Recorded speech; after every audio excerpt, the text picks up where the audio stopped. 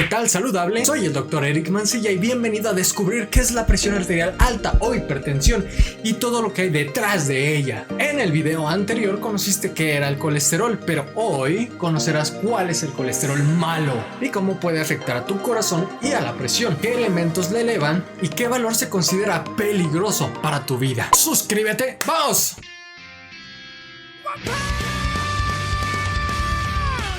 El colesterol en todo su proceso de metabolismo se debe unir a proteínas para su adecuado transporte, dando como resultado la unión entre grasas y proteínas, que más correcto son lípidos y proteínas. Y si lo juntamos en una palabra, ya sabes, para ahorrarnos energía al hablar, porque como doctores somos bien flojos, se tiene la palabra lipoproteína. Te preguntarás, ¿pero para qué demonios me sirve saber esto, Doc? Y yo te diré, mi queridísimo saludable, porque existen dos tipos de colesterol: el colesterol bueno o HDL y el colesterol malo o LDL. Y centrándonos en este último, ¿qué quiere decir? LDL es el colesterol malo, lipoproteínas de baja densidad. Y aquí se queda como grasa o colesterol malo. ¡Ja! ¿Y qué importancia tiene? ¿Por qué es mala? Porque la forma en cómo interactúa en el cuerpo es potencialmente dañino. Como todo es útil, claro, se encarga de llevar colesterol para recambiar toda la estructura de todas tus células y producción de otras sustancias necesarias para la función que mencioné aquí.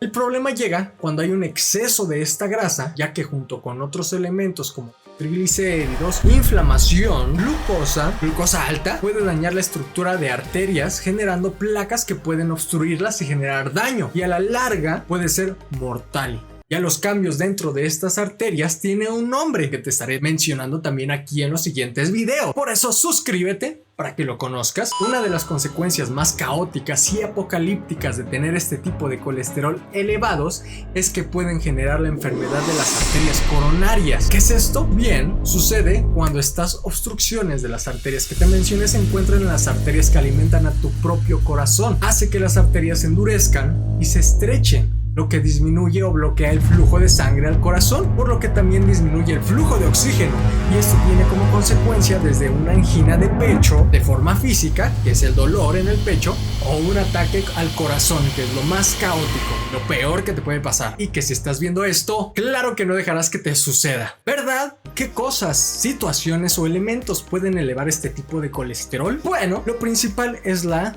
dieta. El tipo específico de grasas, en especial las grasas saturadas o grasas trans, son las que elevan este tipo de colesterol. Otro factor que influye es el peso, que viene asociada a la alimentación. Mientras más peso tengas, más probabilidad de que tengas este tipo de colesterol elevado, además de otros elementos dañinos e inflamación. Otro elemento es la edad y el sexo. Usualmente los hombres somos quienes tenemos mayores niveles de este colesterol que las mujeres, pero llega a variar de acuerdo a la menopausia también. Son tan interesantes las hormonas. Otro elemento sumamente importante es el fumar. El simple hecho de fumar es literal tener una bomba de tiempo en la boca y en tus arterias, claro. Por sí solo puede hacer que disminuya tu colesterol bueno y por tanto aumentar el colesterol malo. Perfecto, todo bien hasta aquí, todo bello, pero ¿a qué niveles es peligroso finalmente tenerlos? Es lo que importa aquí. Lo ideal, si no has tenido la mala fortuna de ir a un hospital por un evento al corazón, es que mantengas valores de colesterol LDL malo menos de 130 miligramos sobre decilitro.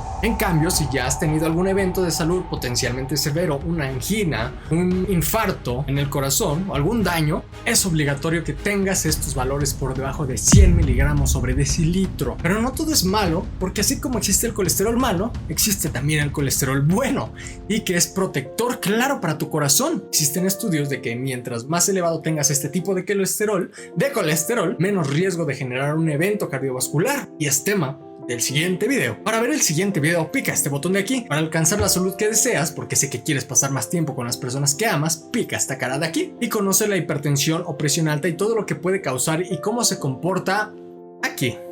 Esto también te ayudará a controlarla. Nos vemos en el siguiente video. ¡Chao!